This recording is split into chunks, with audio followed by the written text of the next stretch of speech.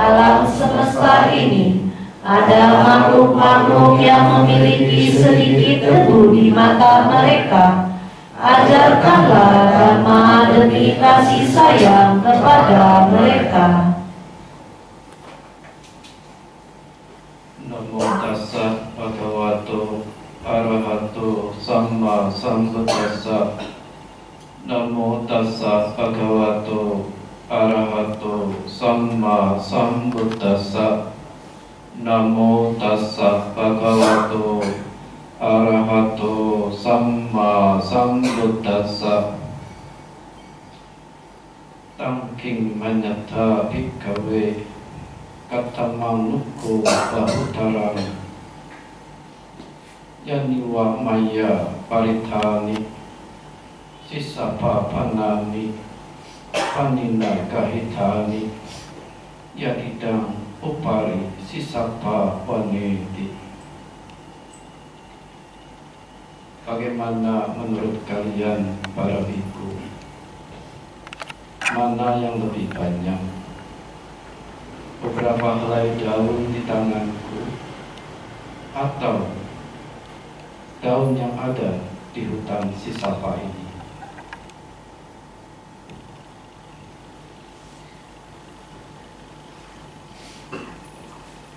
Yang saya hormati pemimpin Buddha Bakti, Ibu, Bapak, saudari-saudara sedama yang berbahagia, selamat pagi, Sotihoto, Namo Buddhaya. Namo Buddhaya.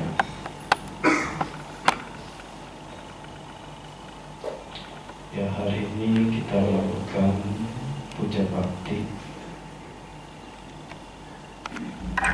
yang dimana mungkin sebagian besar para rumah tangga karena kesibukan sebentar lagi akan menyambut perayaan Imlek, tahun baru Chinese. Banyak hal-hal yang mungkin dilakukan, tindakan-tindakan wajib. Salah satunya adalah melakukan tindakan kata widi, yaitu melakukan persembahyangan untuk mengingat manfaat guna jasa yang diberikan oleh orang-orang yang telah pergi dari kita. Ya, bisa mungkin ayah ibu kita, engkong, mak, kongco, atau maco, dan sebagainya. Ya, tentu hal-hal ini adalah baik. Dan satu hal yang patut kembali, Patin ingin mengajak ibu bapak sekalian untuk tetap melatih diri, mengembangkan diri pada hal-hal yang baik, membina diri untuk menumbuhkan nilai-nilai bajik. Tentu hal-hal ini kita dapat ketahui, nilai-nilai bajik ini ya dari kitab suci.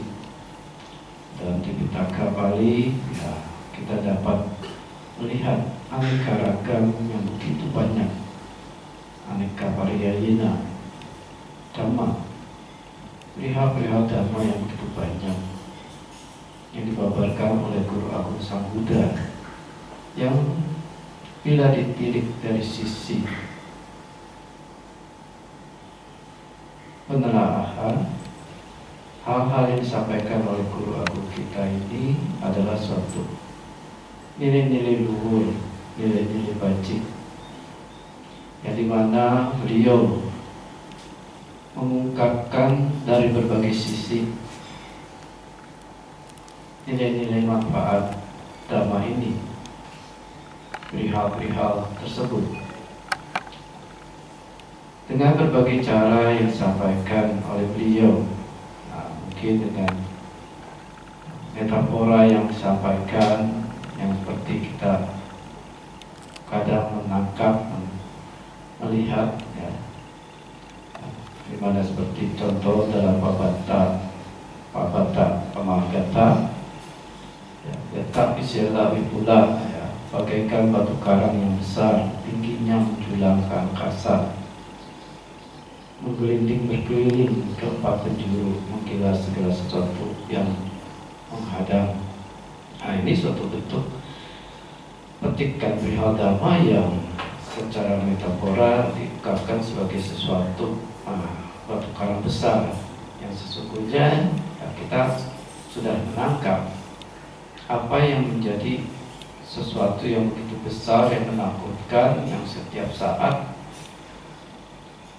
menggelinding berkeliling ke berbagai penjuru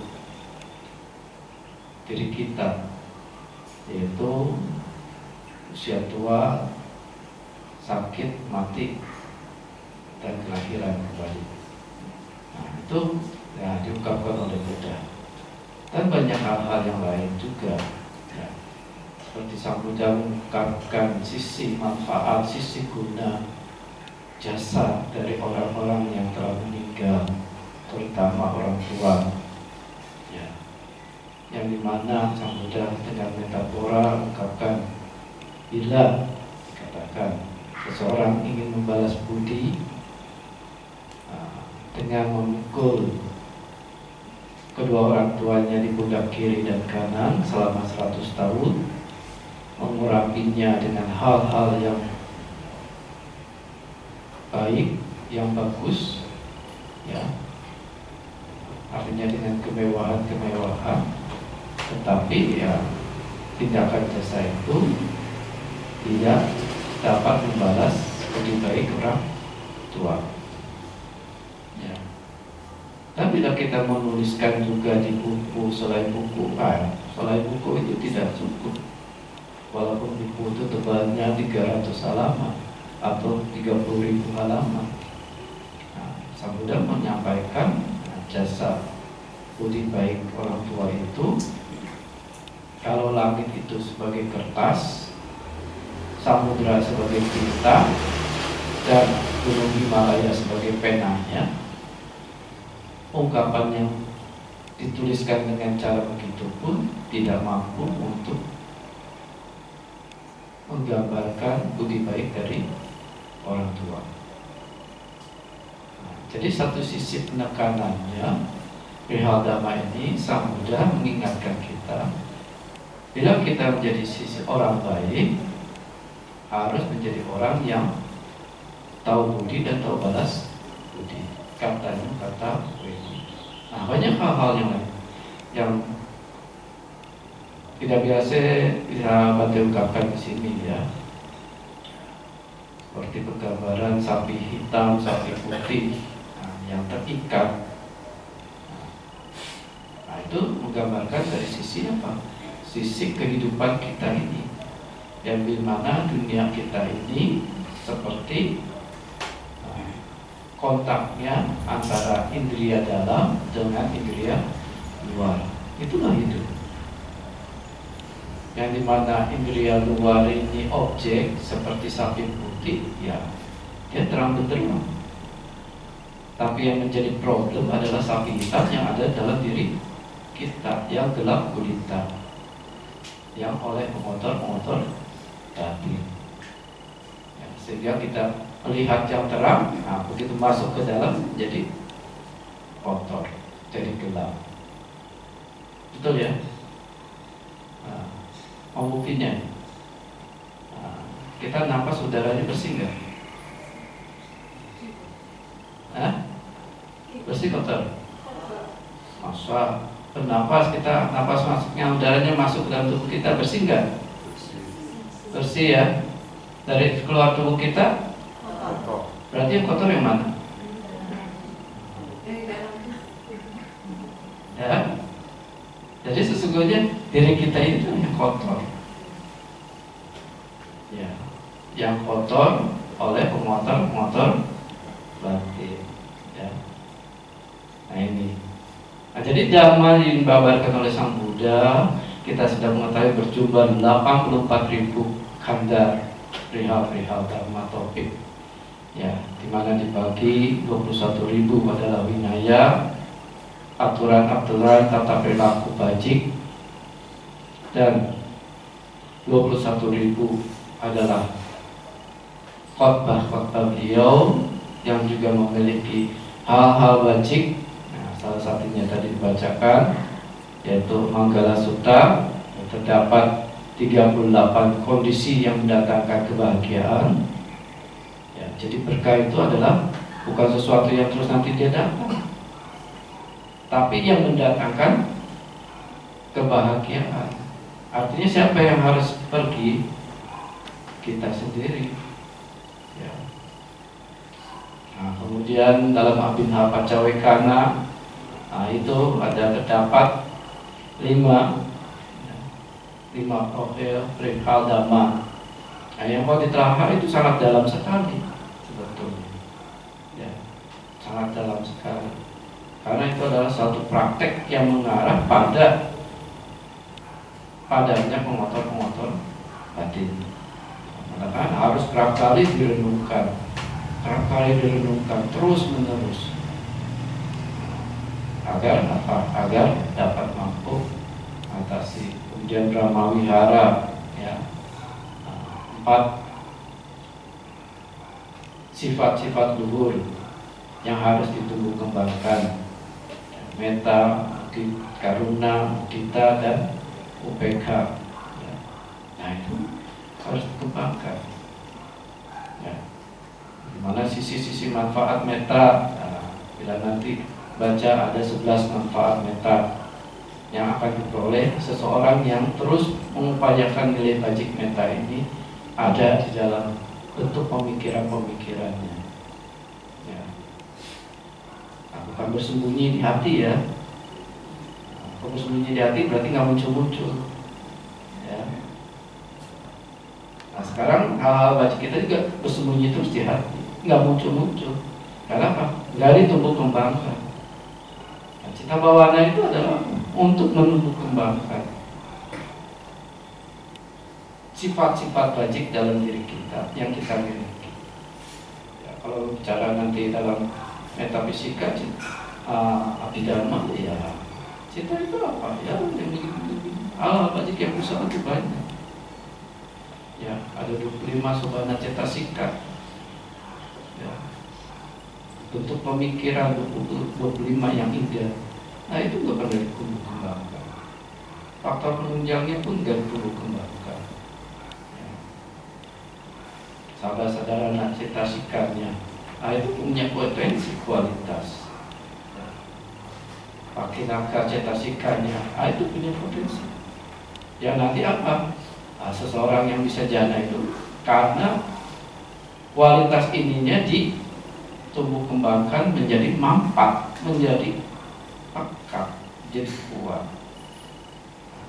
Nah, itulah yang harus dilatih. Ya.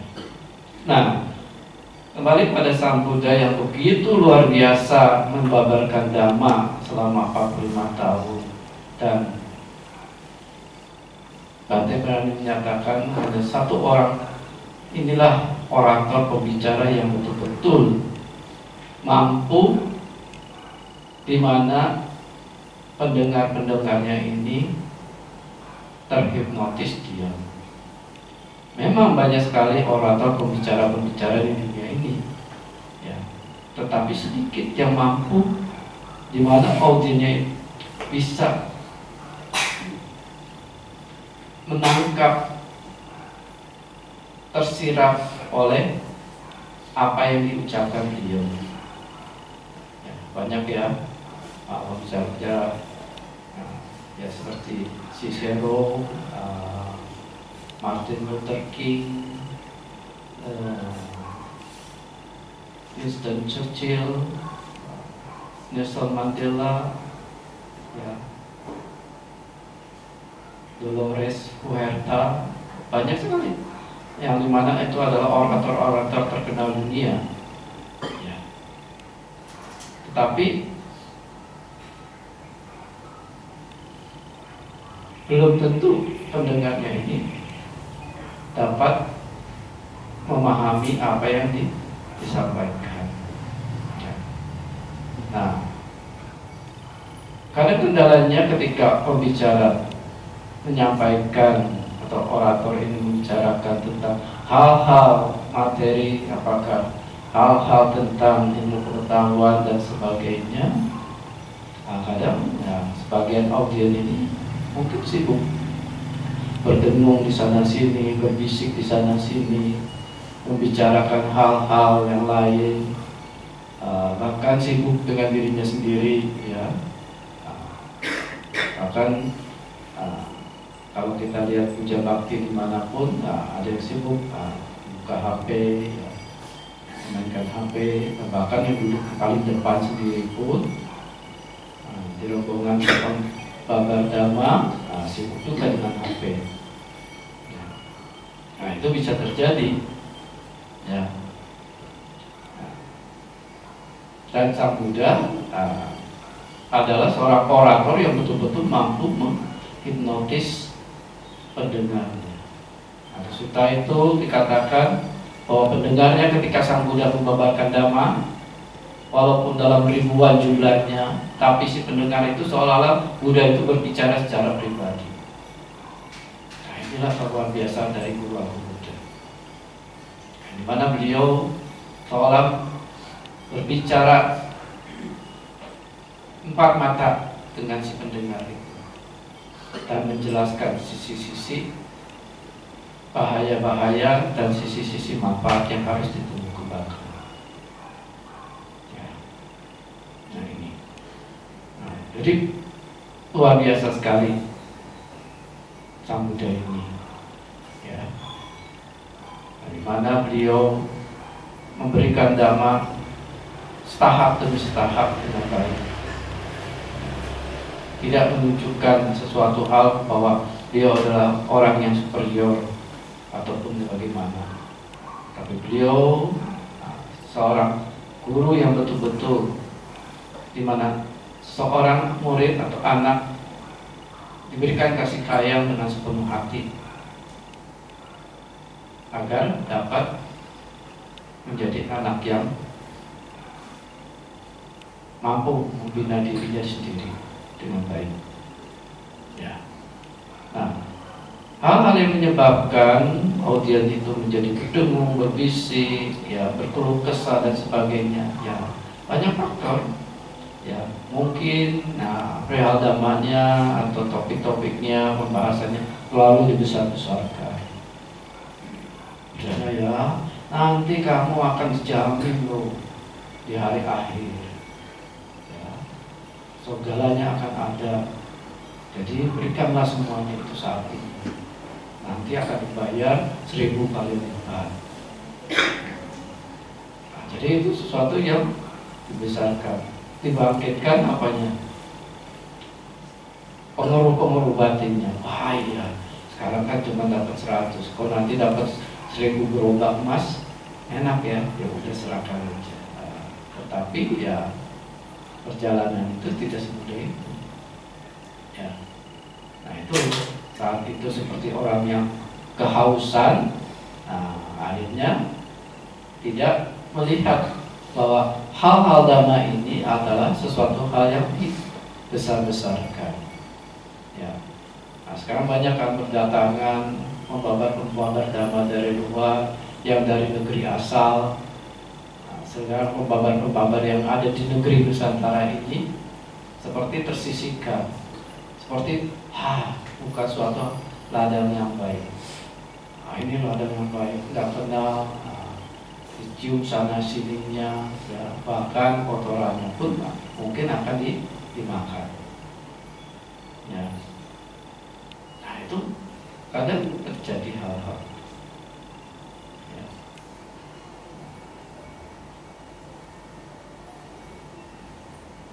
Dan yang membahayakan bila pembabaran Dhamma ini termotivasi ada sisi untuk mendapat perolehan materi. Ya. Tapi yang terpenting adalah sisi audiennya ini sendiri memiliki suatu pengingatan yang lemah, karena menganggap tidak memiliki pelatihan dalam bagaimana mendengarkan Dhamma itu dengan baik. Walaupun Dhamma itu berulang. Kadang apa? Kalau topiknya berulang, munculnya, benar dengar. Akhirnya mendengar enggak? Tidak.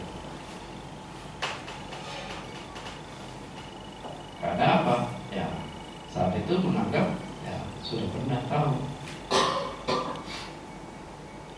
Padahal ya apa yang dibicarakan tidak ada sesuatu yang sama. Secara dapat kan walaupun topik dana terus menerus, tetapi tidak ada yang sama. Karena apa? Saat batin kita menangkap siratan dhamma itu pasti berbeda momen per momen, tidak ada yang sama. Nah, jadi harusnya kita seperti orang, ibarat orang yang menyenangi batu permata. Ya. Karena ketika Sang Buddha membabarkan dhamma, saat itu Buddha sedang menebarkan batu-batu permata, intan, berlian, rubi, safir, chrysoberyl dan sebagainya, garnet dan sebagainya, termasuk ada koral-koralnya, ya, quartz, sedimen-sedimen yang lain. Nah, tetapi kebanyakan orang memilihnya apa? Yang banyak jumlahnya, sedimennya banyak ini, ya, quartznya diambil. Sedangkan yang seperti diamondnya, rubinya, intannya, safir, chrysoberylnya, garnet dan sebagainya,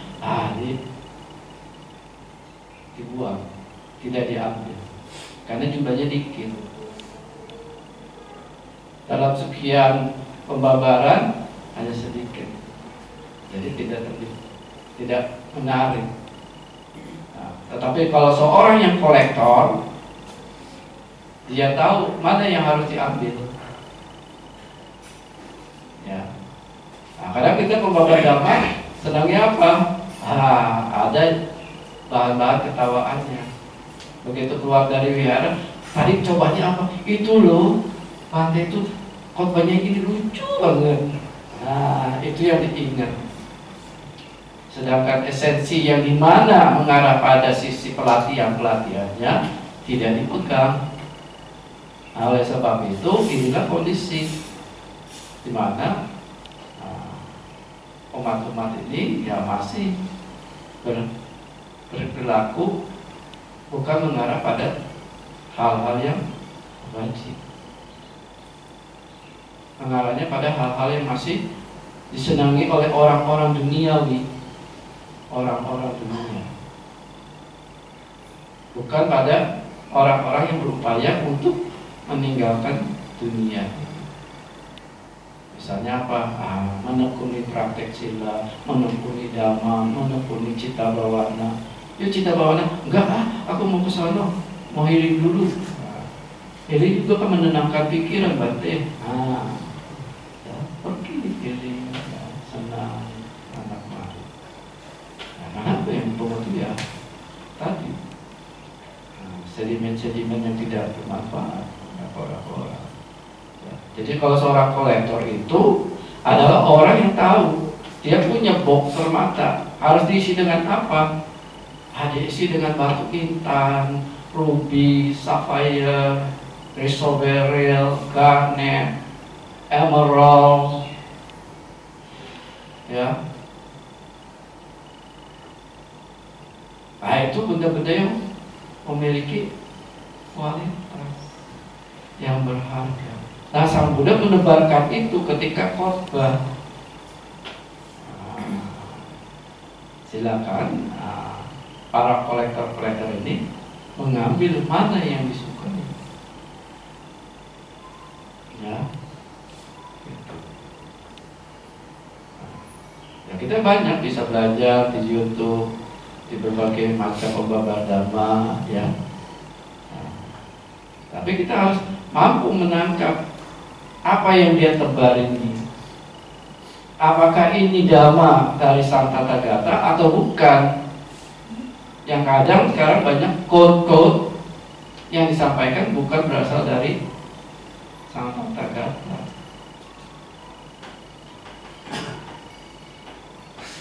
Gak ada sebandingnya. Seperti 16-nya quote itu dengan quote yang ada dalam Dhammapada. Kata-kata mutiara Sang Buddha itu dalam. Di dalam Sutta Nipata, Iti Utaka, banyak sekali quote-quote yang disampaikan.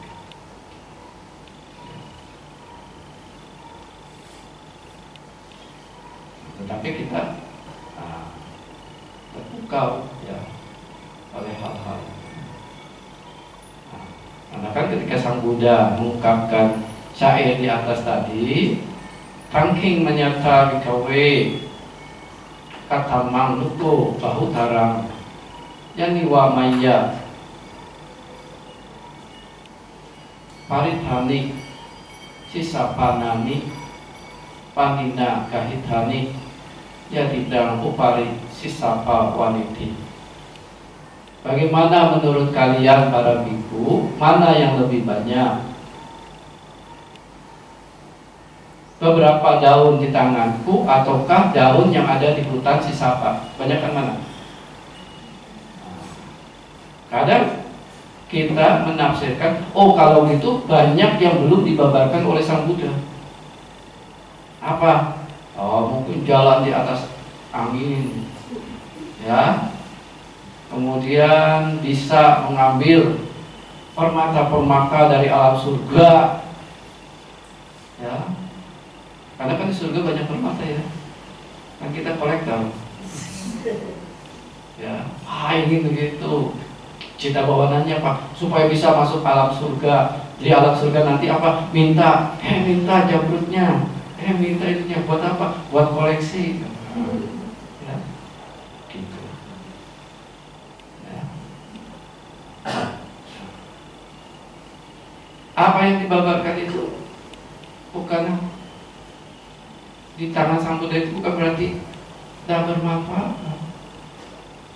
Memang di luar banyak, alam semesta banyak.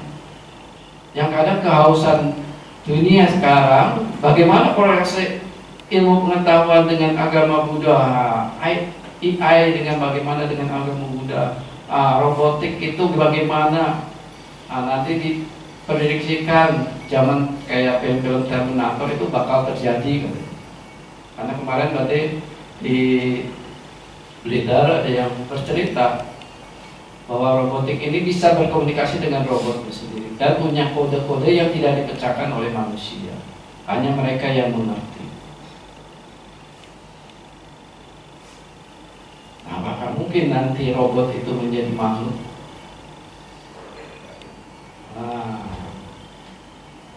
Ya. Itu jadi suatu hal yang berguncingan yang disenangi tentang alam semesta ini. Berarti dengan mata dewa melihat ada percakapan kemarin juga. Ya. Apakah ada Buddha selain Buddha Gautama di Buddha Jatikarta ini? Ada yang bilang ada, ada yang bilang tidak ada. Macam-macam. Ya. Jadi konsumtif. Hal-hal dhamma itu menjadi makanan konsumtif yang sebenarnya belum mengarah pada sisi pelatihan yang menuju pada padatnya pemotor itu yang di depan. Soal dhamma ini, apakah relevansi dhamma ini masih bersesuaian dengan saintis? Dikejar itu terus, ya, hanya mencari jawaban-jawaban itu. Tapi dari sisi praktik, sila ini adalah hal yang bermanfaat, yang melampaui sisi kosmetik, ya, sisi kosmis, di mana kita dengan sila ini terkondisi bisa lahir di alam-alam yang baik, tidak dipegang teguh sebagai sesuatu yang bernilai. Ya. Hanya kita kehausan mencari jawaban-jawaban yang ada di luar, yang terang, yang hitamnya nggak dibersih-bersihin. Ya. Yang jadi problem permasalahan derita itu yang mananya? Yang terang apa yang gelap? Yang gelap. Tapi itu disenangi. Nah, begitu terjadi suatu hal yang menimpa diri kita, yang sisi gelapnya tidak bisa, jadi timbullah kekecewaan, kesedihan, rata tangis, ketidakpuasan, kekecewaan, hilang keyakinan, tidak ada daya semangat. ketika mengucapkan dhamma, ada rasa senang. Oh, ini nilai luhur sang Tathagata. Saya harus perlihatkan agar diketahui, tidak hanya untuk diri sendiri, tapi untuk yang lain. Semangat mengulang parita, semangat ya, dengan memperhatikan tanda-tanda baca dengan baik sebagai bentuk penghormatan kita sebagai terhadap guru aku. Kan mengabaikan. Nah, yang penting kan bunyinya kedengarannya sama, tetapi itu sudah di luar dari permaknaan ya. Jadi kita berupaya dengan melihat tanda baca. Apakah ada nilai luhur ketika baca parita itu dilantunkan? Ada. Sati pengingatan itu muncul ya. Dilatih, ditumbuh kembangkan agar mampu mengingat. Oh, ini ada tanda seperti di sini. Bukan hanya kita sebagai ritual. Parita itu satu cita bawaan juga. Karena sedang apa? Menumbuh kembangkan pengingatan sakti. Dan ketika sakti itu berada, akan muncul apa? Oh, banyak ini toh sewana, pergaulan. Bagaimana pergaulan yang mengkondisikan datangnya berkah? Nah, bergaul dengan orang-orang yang bijaksana. Yang bijaksana apa? Yang menunjukkan sisi-sisi manfaat, sisi-sisi guna untuk diri kita, kebahagiaan kita. Bukan hal-hal yang tidak bermanfaat yang ditunjukkan. Ya. Ini. Ya. Jadi kita harus seperti siapa? Nah, setelah tadi muncul pengingatan sakti sampajanya, nah munculkan apa?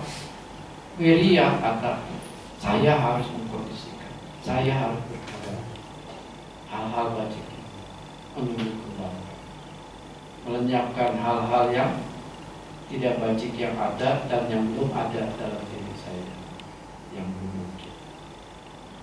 Tiga ini, tapi sampajanya satima. Nah, itu harus ada dalam pemikiran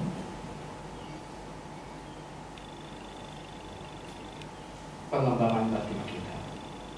Apapun. Bukan toh kita bawana duduk berdiam, hanya nafas masuk, nafas keluar. Kita harus ada penumbuh kembangkan nilai batin. Karena apa? Relevansinya seperti ibu bapak sekalian melakukan hal baik, ya, berdana, melakukan puja bakti, dan yang lainnya, ya. Saat itu juga menghasilkan apa? Sisi manfaat. Ada rasa suka, bahagia, kelegaan. Kelegaan dari apa? Dari noda-noda batin. Nah, kalau ini terus dimanfaatkan, nah itu menjadi suatu keteguhan sama. Ini yang disebut sama-sama. Dan tenang ada nggak? Ya tenang. Pikirannya tidak terhambat. Yang dikatakan tenang apa? Pikiran kacau, berdiam dalam kekacauan. Ada kekacauan kita diem begitu. Begitu? Tapi kita diam dalam pemikiran-pemikiran yang wajib. Nah, itulah sama keteguhan. Kenapa? Manfaatnya ketenangan, kedamaian, dan redamnya pengontrol batin pun akan dicapai, akan diraih.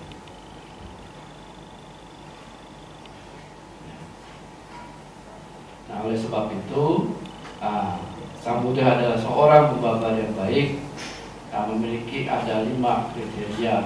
Ya. di dalam Sadama Sawana, Sadama Sutta, ya, Udayi Sutta, Dhamma ketiga dikatakan membabar dhamma yang baik. Seorang pembabar dhamma yang baik, aku akan membabarkan dhamma dengan memberikan khotbah secara bertingkat. Mulai dari dana, sila, saga, kama, dinawa, dan nekama isamasa. Anubhubikata. Dana, kemurahan hati, melepas sesuatu yang menjadi milik kita, diberikan kepada orang yang membutuhkan. Sisi pelatihannya apa? Melatih sesuatu sikap batin agar kita mampu melepas. Saat ini dilatih dengan materi. Nanti dilepas apa? Dari sisi mungkin kita kehilangan orang yang dicintai. Melepaskan dari sisi yang lebih jauh lagi, apa? Kemarahan kita dilepaskan. Tidak mendendam pada orang ketika kita tidak memperoleh apa yang kita dapat. Dana itu tujuan pelatihan agar batin ini mampu melepaskan sesuatu segala hal. Nanti sampai sisi yang apa yang dilepas? Sisi yang baik. Kalau dari awal mungkin sisi buruk yang mudah dilakukan, dilepas. Ya, nanti pada sisi yang baik pun dilepaskan. Ya. Sila agar bisa berdiri tegak, fondasi berdiam, di mana tidak ada celah untuk pengotor batin ini masuk. Seperti setiap rumah memiliki pagar, menghindari agar orang yang tidak berkepentingan, yang memiliki niatan buruk tidak masuk. Nah, sila ini adalah seperti saga kebahagiaan. Setiap melakukan hal-hal baik muncul itu saga, rasa bahagia yang nanti memuncak bila kita meninggal, ya lahir di alam yang bahagia dengan pemikiran yang bahagia, bumi yang bahagia.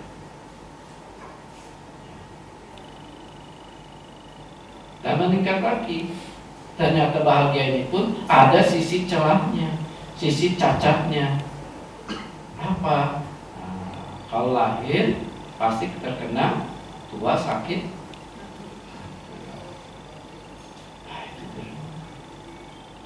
Ada sisi cacat. Ya. Mengalami perubahan. Ya. Bipalina maduka. Sabihi yehi manapehi nanabawu binabawu. Segala hal yang mencintai dan bersenangi wajar berubah, wajar terpisah dari itu. Nah itu sampai aspek yang luhur, ya. Bukan hanya satu aspek-aspek yang dari sisi kita kesenangan-kesenangan indrawi, ya, panca indera kita, tapi sisi dari mental pun, nah itu harus ada sisi cacat.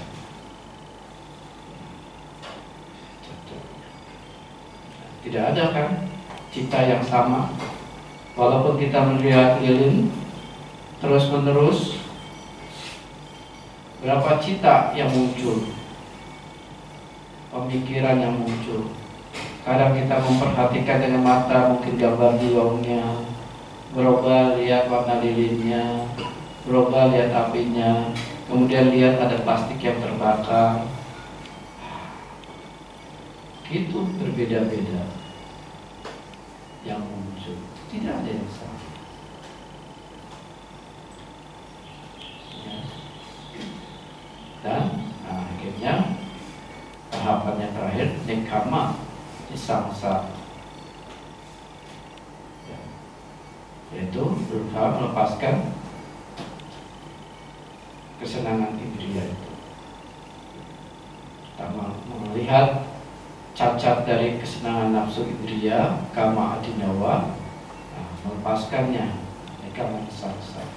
Dan saat itulah esensi dhamma dapat ditanamkan yang baik, yaitu 4 kebenaran Arya. Tentang dukkha Arya Satya, samudaya Arya Satya, nirodha Arya Satya, dan dukkha nirodha gamini patipada Arya Satya. Masuk sebagai sesuatu yang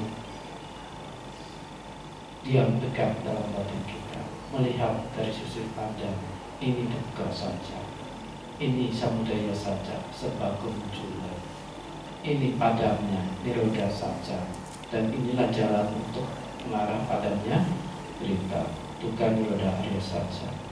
Itu yang dikatakan seorang yang setelah sebagai pemenang arus, pemasuk arus.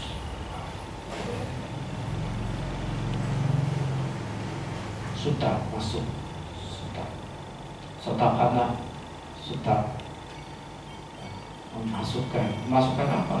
Memasukkan 4 kebenaran Arya dalam bentuk pemikiran kita setiap saat.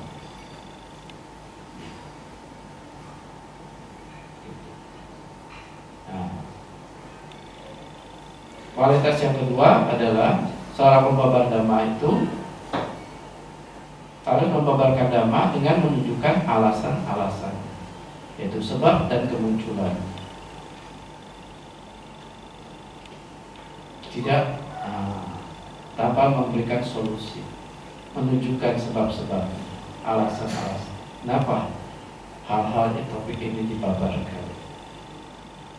Bukan sebagai konsultif untuk kesenangan knowledge, pengetahuan, tapi untuk mengarahkan pada seseorang bagaimana untuk memadamkan sebab-sebab yang menjadi problem yang ada dalam diri kita.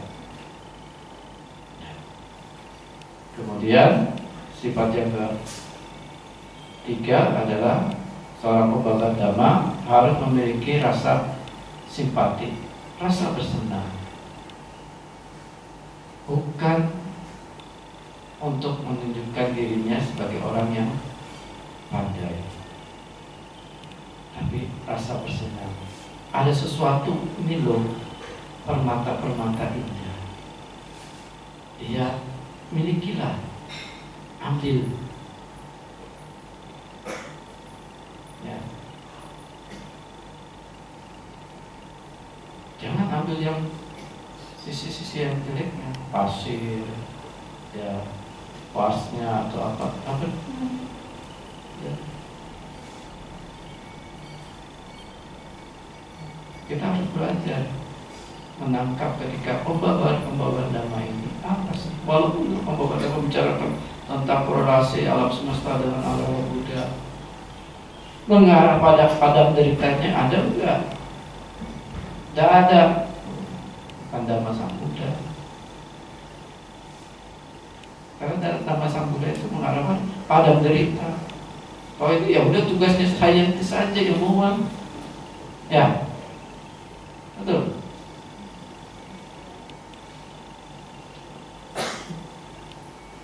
Kalau lebih baik kita tanya sama ilmuwan ya, sampai kita kepala botak.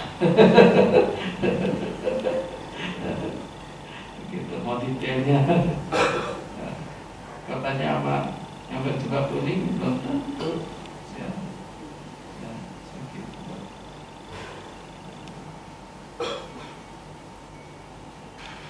Nah, dengan rasa simpati, senang. Sedikit banyak audien ini hadir tidak masalah. Sedikit banyak yang ditangkap oleh audien dipahami tidak masalah, dia bersenang. Karena ada hal-hal dhamma yang dimana Guru Agung telah jabarkan, disampaikan kembali. Bukan tugas si pembabar ini. Oh, kamu harus paham ini, harus paham. Kita semua harus pandai. Si pembabar pun harus pandai menunjukkan permata-permata tadi. ini loh, ya, diambil. Dan yang keempat adalah si pembabar dhamma tidak akan membabarkan dhamma dengan tujuan perolehan materi. Ya, perolehan materi apakah karena makanan yang akan diperoleh, ataukah coba, ataukah yang lainnya, atau pacar lainnya. Bukan itu. Ya, jadi tugas pembabar dhamma. Seperti Sang Buddha sendiri pun, yang kita tafsiran dari mimpi betapa Gautama, di mana setelah menjadi Buddha beliau berjalan di tumpukan kotoran, tapi jubah dan kakinya tidak terkotori. Apa artinya? Ketika beliau telah menjadi sama Sang Buddha, disokong oleh begitu banyak rumah tangga dari berbagai kasta dengan perolehan pemberian yang bernilai, tetapi Sang Tathagata itu tidak terkotori. Tidak menganggap itu adalah sebagai milikku atau diriku. Dia sebatas penggunaan yang dipakai, ya, di mana penggunaan ini tetap mengarah pada tujuan luhur, tujuan luhurnya. Ya. Nah, yang kelima adalah si pembabar dhamma tidak akan membahayakan, ketika membabarkan dhamma tidak menyebabkan dirinya dan orang lain menjadi celaka. Apa? Mengarah pada sisi ketenaran. Ya, sisi ketenaran. Pengikut dan sebagainya. Bukan itu, karena itu membahayakan dirinya dan membahayakan juga orang lain. Ya, begitu dia tenar, tidak diimbangi dengan perilaku yang baik, umatnya pun awalnya terkagum-kagum. Begitu sisi cacat, oh dia sudah lepas meninggalkan dunia, melepaskan kembali ke rumah tangga. Wah. Pengikutnya kecewa nggak? Kecewa. Apalagi tahu sebab-sebabnya. Kok begitu ya? Kok begitu ya? Kalau gitu semua yang berjubah tidak bagus. Akhirnya kena yang tidak melakukan.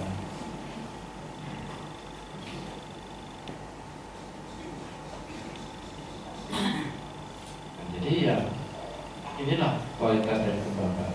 Dan sisi manfaat yang diperoleh oleh audiens, pendengar, apa?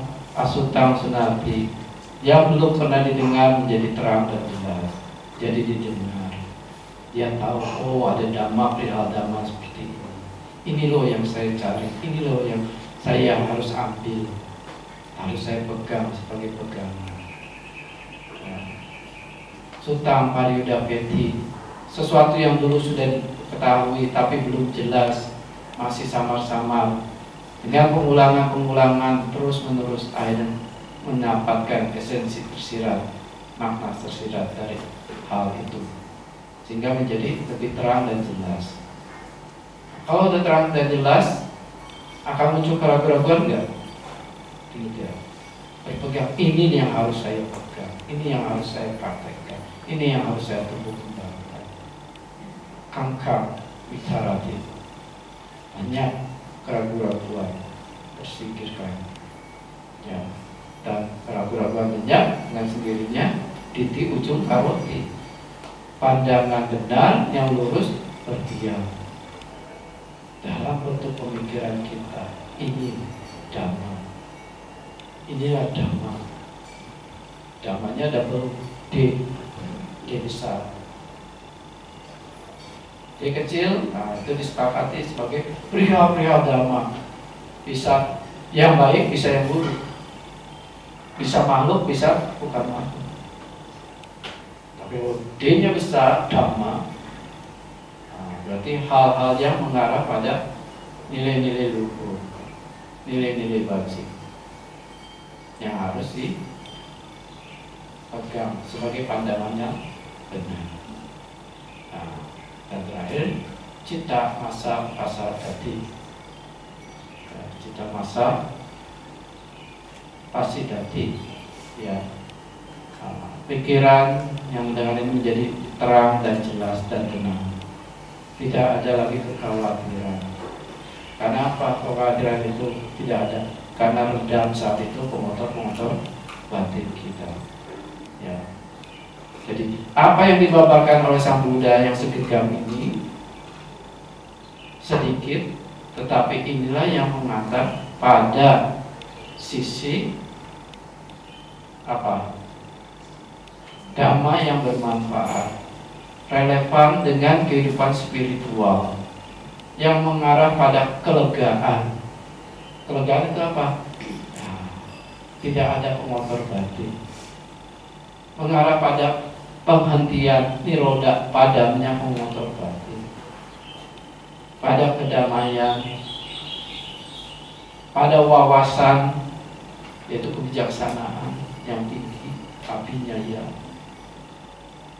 dan sambodaya, pencerahan, dan nibbanaya, kepadaman dari pengotor-pengotor batin tersebut. Nah inilah. Jadi yang segenggam itu manfaat. Bukan berarti Sang Buddha tidak tahu yang di luar, tahu. Tapi yang di luar ini tidak mengarah pada hal-hal. Dan esensinya apa? 4 kebenaran Arya. Ini duka, sebab, terhenti, dan jalan. Ya. Jadi inilah, walaupun kita mengetahui alam semesta itu sebagai perihal dhamma-dhamma juga, nah, boleh kita berbicara, tapi jangan sampai terus menjurus pada perdebatan yang tidak penting. Sisi prakteknya apa? Sisi mengarah pada keredaman derita ini bagaimana? Ada korelasinya tidak? Belum tentu. Ya. Nah, dari sisi pengembangan materi-materi ya bisa terjawab. Nah, saya tanya dengan Romo Atma, ya. Tentang samutana rupa. Nah itu banyak materi-materi. Ya, nah inilah yang kita harus renungkan. Tidak ada pembabar orator yang betul-betul sangat mengesankan kita semua, yaitu hanya tiada lain adalah aku. Bante hanya sebagai apa? Ya, penjiplak dari yang asli. Yang asli siapa? Sang Buddha sendiri. Ya.